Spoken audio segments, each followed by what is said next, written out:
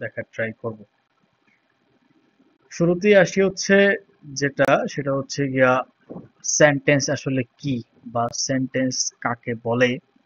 Sentence মানে সাধারণত হচ্ছে গিয়া লেটার প্লাস লেটার মিলে যেমন অর্ড গঠিত হয় তেমনি ভাবে ওয়ার্ড প্লাস ওয়ার্ড এই দুইটা মিলে আমাদের কি হবে, দুইটা মিলে আমাদের সেন্টেন্স গঠিত হয়।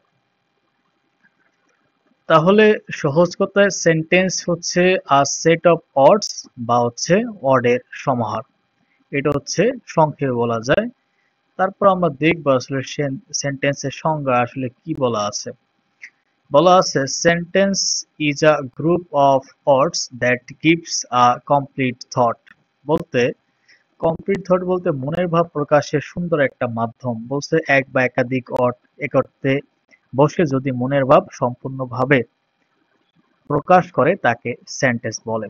ফর এক্সাম্পল আমরা যদি দেখি এখানে ফার্স্ট মনের ভাব হচ্ছে আমরা দিচ্ছি এখানে যে মনের ভাব বা বর্ণনামূলক বা বিবৃতিমূলক। আমি আমার কাজ নিয়ে ব্যস্ত। I am busy with my work. তো দেখতে পাচ্ছি আমরা অনেকগুলো হচ্ছে গিয়া ওয়ার্ড মিলে একটা সেন্টেন্স হয়েছে। এখানে আমরা তার মনের ভাবটা বুঝতেছি সে আসলে তার কাজ নিয়ে ব্যস্ত আছে। এরপরে যদি দেখি যে he does not depend on others, সে কারো উপরে নির্ভরশীল নয় বা না।